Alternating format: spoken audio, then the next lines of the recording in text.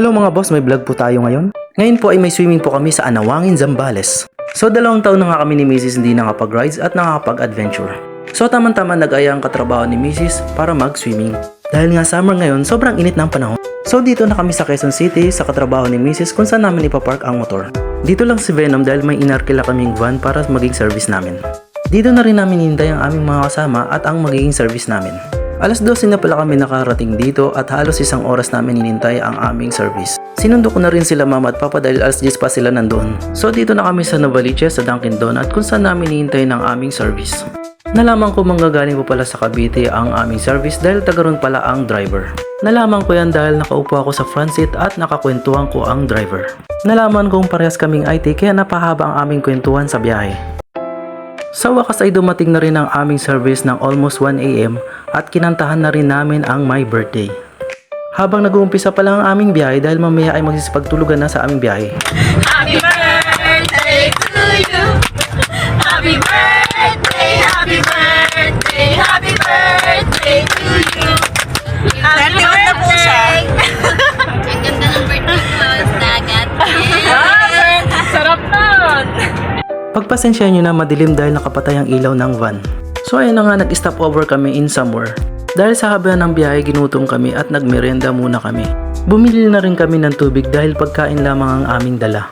Sa 7-Eleven nga pala kami nag-stop over dahil ito lang ang store na 24/7. So ayun nga sinubukan namin dito ang black coffee ng 7-Eleven. Medyo natagalan kami dito dahil mahaba ang pila at maraming bumili ng kape.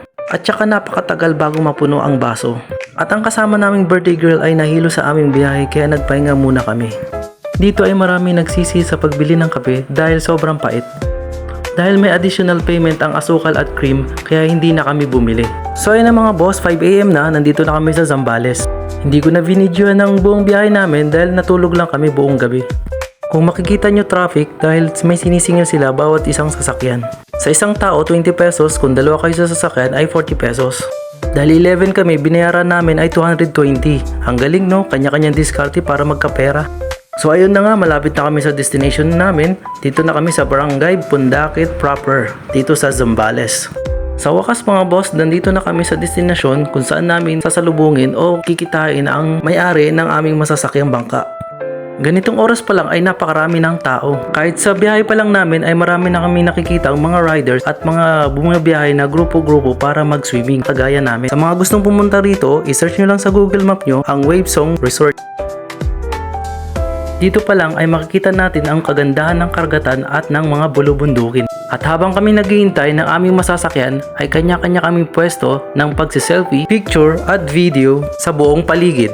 Sino ba naman ang hindi mabibigani sa ganitong view, lalong-lalo na pag galing ka sa syudad na puro building at sasakyan lamang ang nakikita. So ayun mga boss, di rin nagtagal ang aming paghihintay dahil dumating na ang aming bangka na aming sasakyan. Pagpasensya nyo na ang aking video mga boss magalaw dahil ang aking pang-edit ay wala ng stabilizer. Dahil ang aking pang-edit na CapCut ay puro na premium ang kanyang mga tools. Ang daya, di ba? So ayun na mga boss, parating na yung bangka na aming hinihintay kaya ay naabangan na namin sa tabing dagat. So ayun na mga boss, isa-isang nagsipag-akyatan ng aking mga kasama para sumakay sa bangka. Lahat kami ay sobrang excited sa aming magiging biyahe. Dahil ito yung moment na pinakahihintay namin ng buong gabi. Eh ako nga sa sobrang excited, hindi na makatulog kaya nagkwentuhan na lang kami ng driver ng van hanggang sa makarating kami. Pero nakaidlip naman ako. Kitang-kita rin sa mga muka ng mga kasama ko ang tuwa, saya at excitement sa kanilang mga muka. Bali 3 islands ang aming pupuntahan. Ito ay ang mga Amara, Capones at Anawangin Islands. Sa Amara at Capones ay hindi kami masyado magtatagal dahil picture taking lamang ang aming gagawin doon. At sa Anawangin ay doon na talaga kami mag-stay ng buong maghapon. Pasensya na mga boss dahil bibitinin ko muna kayo. Dahil puputulin ko muna ang video na to. Maraming salamat sa panonood at huwag niyong kalimutang mag-like at mag-comment sa video na to. Kahit like or react lang mga boss, okay na sa akin yun. Goodbye mga boss, see you in next vlog!